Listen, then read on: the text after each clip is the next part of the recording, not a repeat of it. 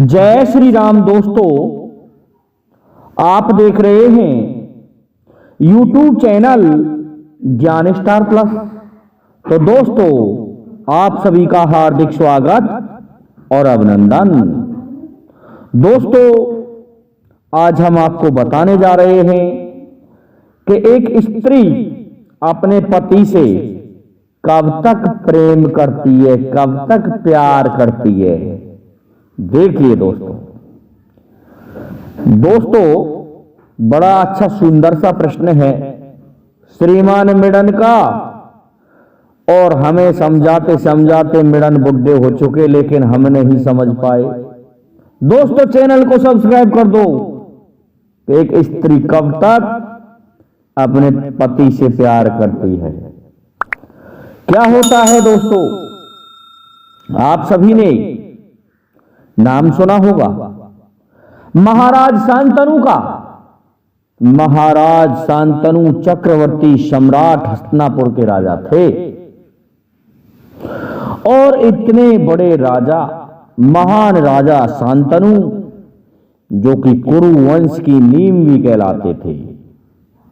क्या हुआ कि एक दिन महाराज शांतनु जंगल में शिकार करने के लिए गए थे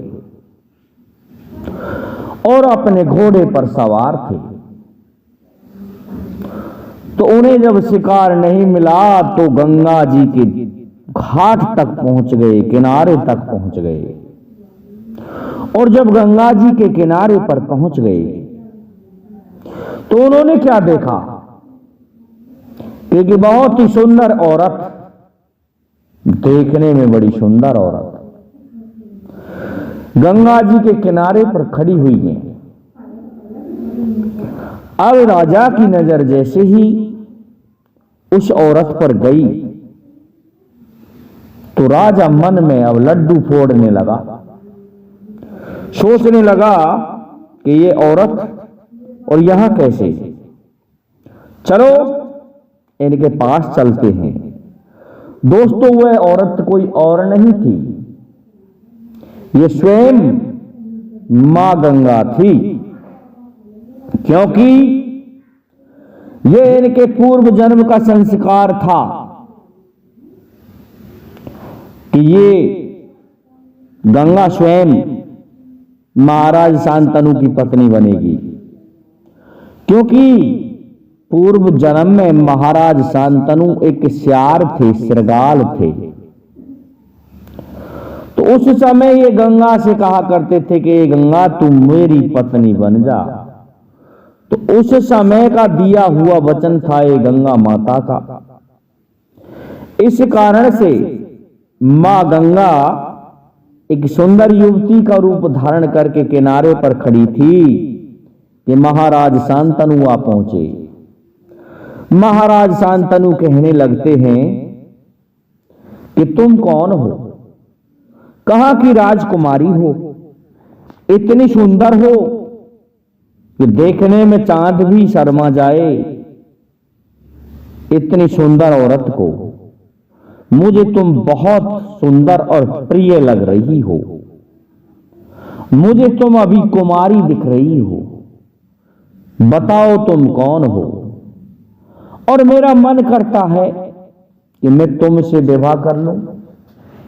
लेकिन दोस्तों, इस बात को सुन के मां गंगा कहती है, ए राजा सुन, पुरुष बहुत ही लालची होते हैं, पराई स्त्री को देख के बड़े जल्दी ही लालायित हो जाते हैं कि ये पत्नी अपनी बन जाए तो कितनी अच्छी बात है।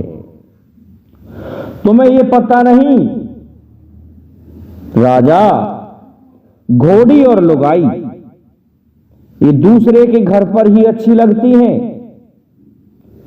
इनको रखने वाला ही जानता है कि घोड़ी को क्या खाने के लिए चाहिए और लुगाई को क्या रखने के लिए चाहिए।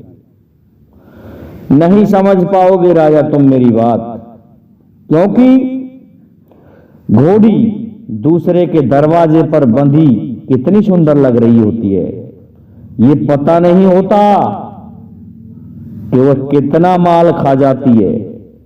यही स्थिति लोगाई की होती है। तो हे राजन, इस संसार के झंझटों में क्यों पड़ते हो? तुम मुझे कैसे ले चल सकते हो? मैं तुमसे विवाह तो कर लूंगी, लेकिन राजा, मेरी एक शर्त है। राजा शांतनु कहने लगा, बोलिए और तुम्हारा नाम बताइए। कि मैं मेरा नाम तब तक नहीं बताऊंगी जब तक मेरी समझ में नहीं आएगी ये बात।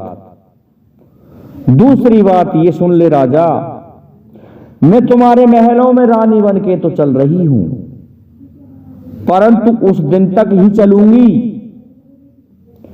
जिस दिन तक तुम मुझे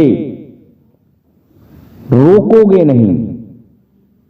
मैं किसी कार्य को गलत करूं या सही करूं, जिस दिन तुमने मुझे टोक दिया तो मैं उसी दिन तुम्हें छोड़ करके चली जाऊंगी।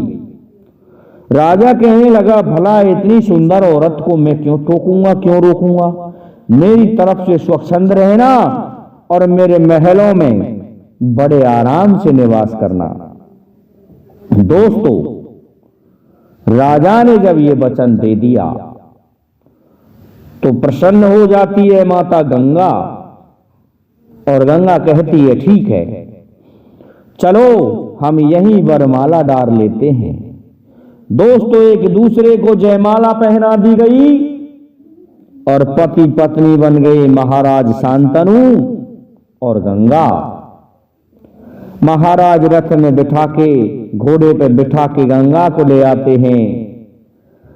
बड़े धूमधाम से दरवाजे पर कहते हैं कि जूड़ा मूसर किया जाए, हम पत्नी लेकर आए हैं। दोस्तों, पत्नी लेकर गए थे महाराज शांतनु। अब क्या होता है दोस्तों कि वह जो माता गंगा बनी थी पटरानी, समय निकलता गया, राजा का प्यार भी बढ़ता गया, प्यार कम नहीं हुआ, क्योंकि राजा की आस्था तो गंगा में थी। राजपाट को भी भूलने लग गए थे महाराज शांतनु गंगा के प्यार में। लेकिन एक दिन क्या होता है कि गंगा जी को एक संतान उत्पन्न हुई, और जैसे ही वो संतान उत्पन्न हुई, उस संतान को लेकर के गंगा जी चल देती है और बहा देती है गंगा में। महाराज शांतनु ने सोचा कि ये क्या कर रही है, लेकिन समझ जाएगी, कोई बात नहीं। महाराज शांतनु चुप रहे। इस प्रकार से दोस्तों, महारानी गंगा के 7 संतानें उत्पन्न हुई और 7 पुत्रों को एक एक करके बारी बारी से उसने गंगा में बहा दिया, जिससे राजा दुखी हो गया, तिलमिला उठा, कहने लगा, इसने मेरे वंश को समाप्त कर दिया, मेरी गद्दी को सूना रख दिया, कोई उत्तराधिकारी नहीं दिया, और उल्टा उसने तो गंगा में बहा करके मेरे पुत्रों को समाप्त कर दिया। अब की बार इस औरत को मैं जरूर रोकूंगा। देखिए दोस्तों, 8वीं संतान सर्वदमन पैदा हुआ, जिसे हम भीष्म भी कहते हैं, जिनका नाम देवव्रत था। देवव्रत के उत्पन्न होते ही जैसे ही गंगा चलती है तो पीछे से महाराज शांतनु भी चुपके चुपके आते हैं, और जैसे ही गंगा में बहाने लगती है तो राजा डांट के पड़ता है, ठहर जाओ कुलक्षणी औरत, तुमने मेरे वंश को समाप्त कर दिया। क्या तुम मेरा वंश नहीं चलाना चाहती? गंगा कहने लगी, महाराज पकड़ो अपनी संतान अपने हाथों में, और मैं अब चली, मैं जा रही हूं और अब नहीं आऊंगी। मेरा परिचय जान लो, मैं और कोई नहीं, मैं स्वयं गंगा हूं। मैंने उस दिन कहा था कि मैं मेरा नाम नहीं बताऊंगी, लेकिन आज बता रही हूं कि मैं स्वयं गंगा हूं। तुम्हारे पुत्रों का मैंने उद्धार किया है। तुम्हें पता नहीं राजा, ये 8 वसु थे जिनको श्राप लगा हुआ है ब्राह्मणों का। इन्होंने उद्दंडता की थी, इस कारण से 7 तो अपने स्थान पर पहुंच गए, लेकिन ये जो 8वां है ये बड़ा ही बलवान और क्षत्रिय होगा, इसलिए ये संभालिए। राजा कहने लगा, इसे पालूंगा कैसे? कि थोड़े समय के लिए अपने पुत्र को अगर मुझ पर विश्वास करते हो तो छोड़ जाइए, मैं इसे पाल करके बड़ा करके तुम्हें फिर से इसी किनारे पर मिलूंगी और इस पुत्र को दे जाऊंगी।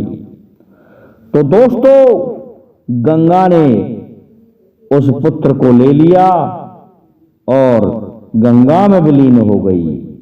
महाराज शांतनु दुखी होकर के घर को आ जाते हैं, लौट आते हैं हस्तिनापुर को।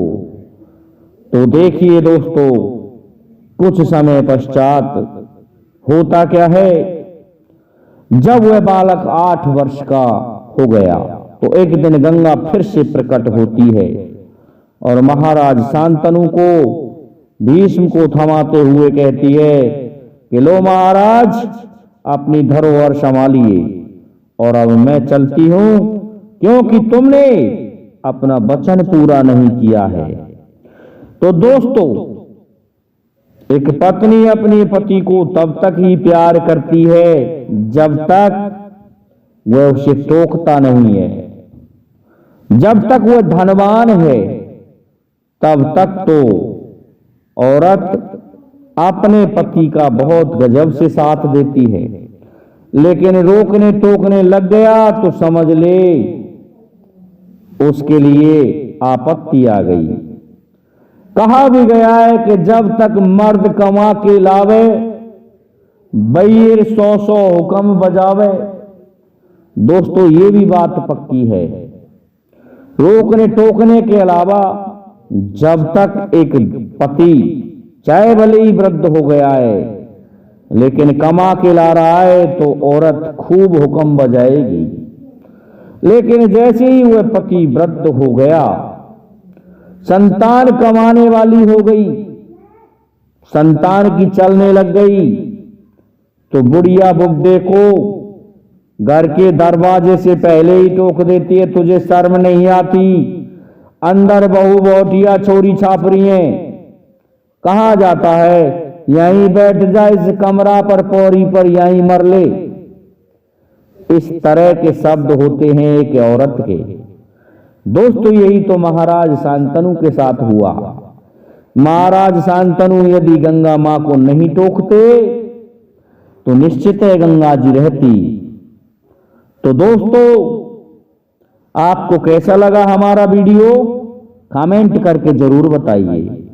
दोस्तों, जय हिंद, जय भारत, जय जय श्री राधे, जय जय श्री राम।